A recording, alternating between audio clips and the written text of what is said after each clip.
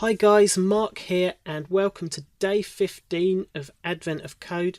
Today we're making cookies and basically we have some ingredients and we can use 100 teaspoons of ingredients and we can choose however much of each ingredient we like as long as there's a total of 100 teaspoons, and depending on which ingredients we choose will change what our cookie is like, its capacity, durability, flavour, texture and calories.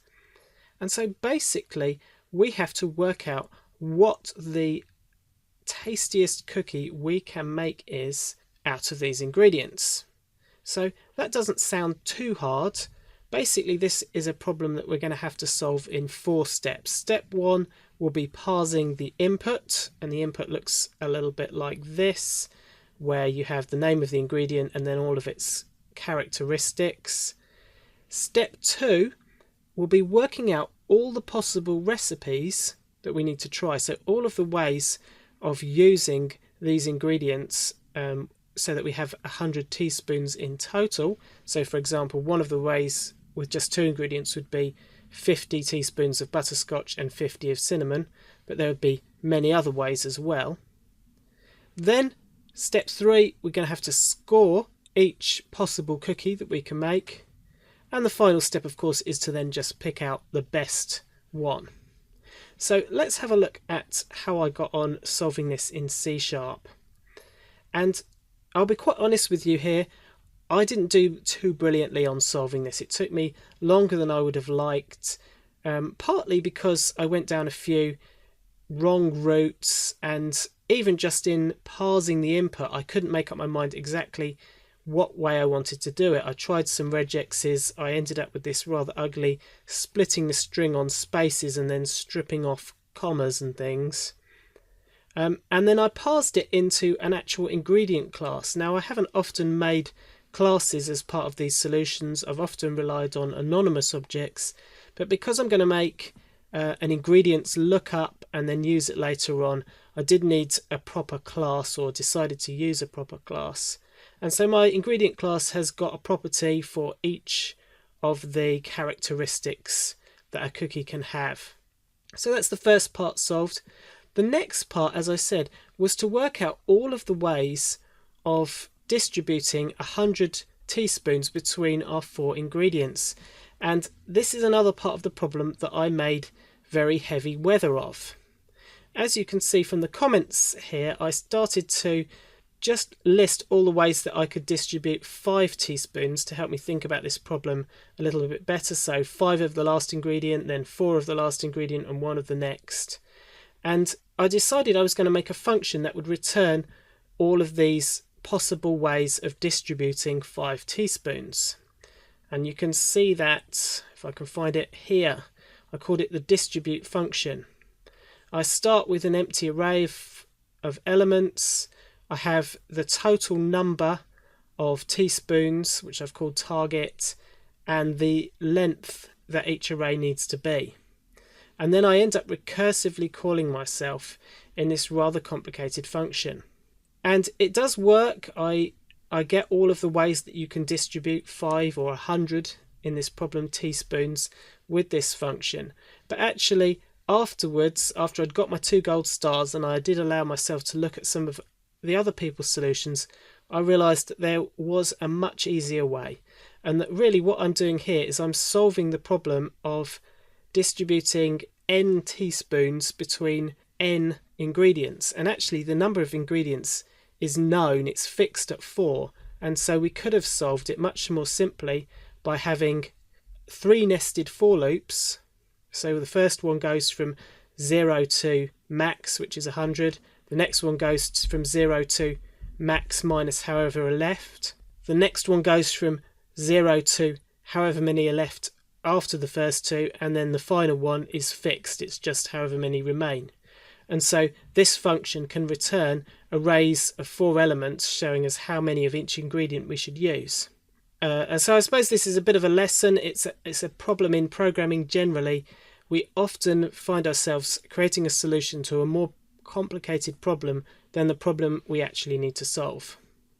So if we go back up, I've switched my answer to use this simpler distribute for, which also has the benefit of being much quicker to run. And for each of those distributions of ingredients, I'm going to score my cookie based on the ingredients and the way that we've distributed them. And then I'll save those to an array, because that will prevent us from recalculating all the distributions when we solve part B. So let's move on and look at scoring the cookie. And scoring the cookie itself got a little bit complicated, because you're dealing with lots of collections of 4 numbers. You've got 4 ingredients, you've got 4 amounts of each of the 4 ingredients, and each ingredient has got 4 properties, and it's easy to just get confused and start adding and multiplying the wrong things. So again, it took me a little while to sort this out. But what I decided to do was to zip my array of ingredients, of which there are 4, with the array of amounts in this recipe, which there will also be 4 of, so we can zip them together and get them in pairs. Then I need to multiply the ingredient by the amount. And the way I did this was to add a multiplier operator, something you can do in C#, add operators to your classes. So a multiplier on the operator, so you can multiply an ingredient by an amount, and we just return a new ingredient with all of its attributes multiplied by the amount.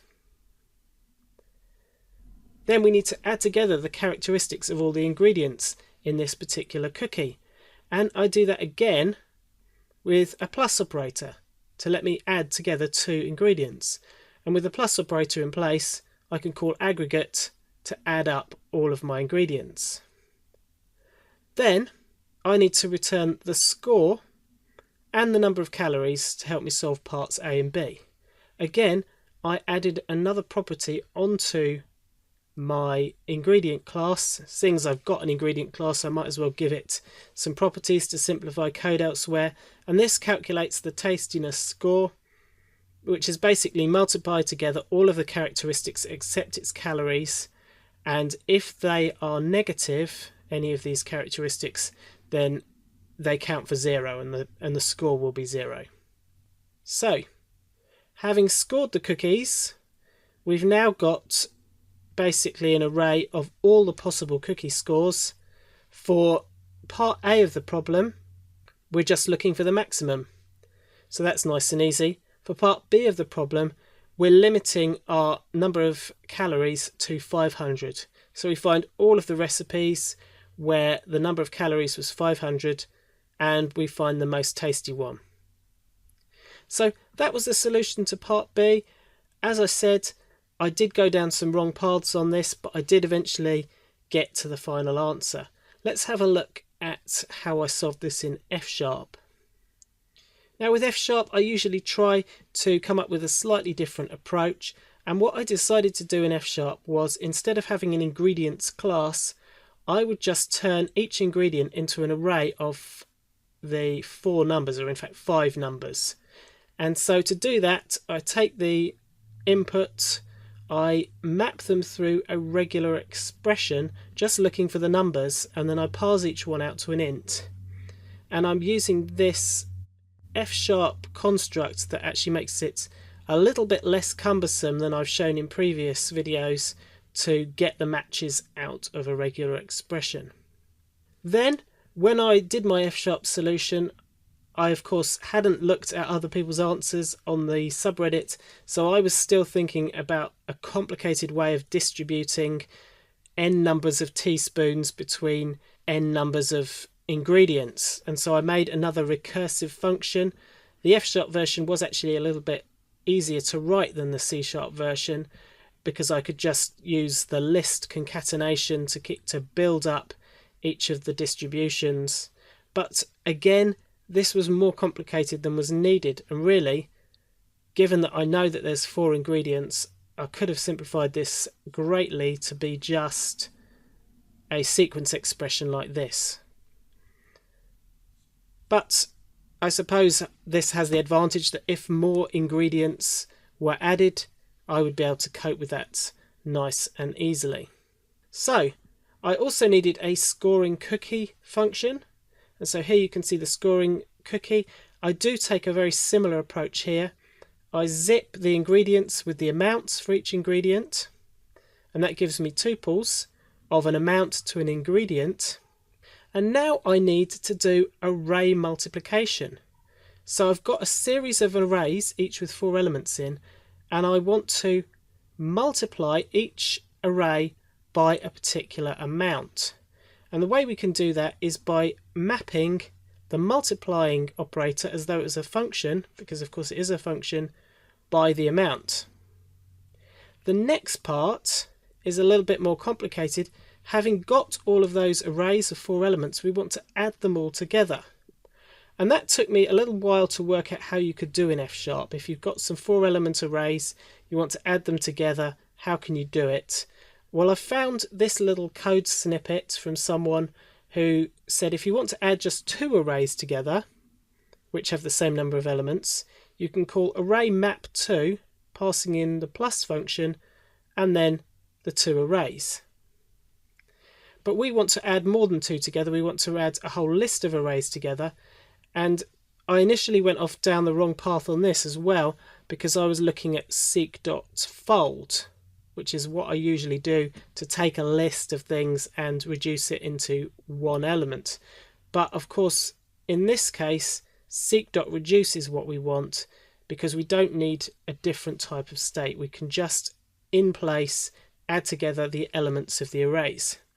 And so if we take an array and we map it into seek.reduce with this array adding function, then we'll add together all the arrays. And so you can see here the final step is that I'm adding together all my arrays using that technique.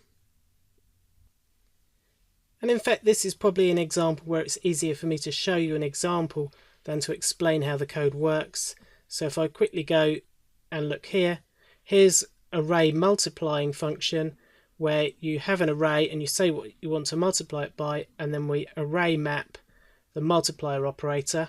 So if we just run these 2 lines of code here, we're going to multiply the array 1, 2, 3 by 2, and that will give us the final answer of 2, 4, 6. And if we want to add together an arbitrary number of arrays that all have the same length, so here I've got 4 arrays of 3 elements each, then we call array reduce map to the plus operator. That's going to map add the first 2 together, and then add this to the total, and then add this to the total. So when we run this, we see we get the total 7, 9, 11, which is correct. So let's go back to our problem.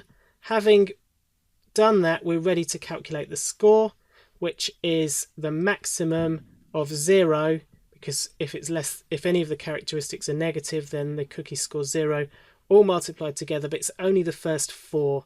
The final one is the calorie count, and so we're returning a tuple of the score and the calorie count. This allows us to calculate our distributions using the overcomplicated function, map that into scoring the cookie, and save that in an array. And to solve part A, that just means we need the first member of the tuple, which is the score, and find the maximum score. And to solve part B, we look for all the cookies that had a calorie count of 500 and take the first element of the tuple, and that is the answer to part B. So there we go, that was how I solved day 15. Let me know as usual in the comments if there are any ways you think I could have improved on this. I'm sure there are, because I know I did make slightly heavy weather of today's solution. I'm hoping that tomorrow might be a little bit easier, although I think Eric has hinted that the second half of Advent of Code gets tougher. So will I be able to solve tomorrow's problem? We shall see. Thanks for watching.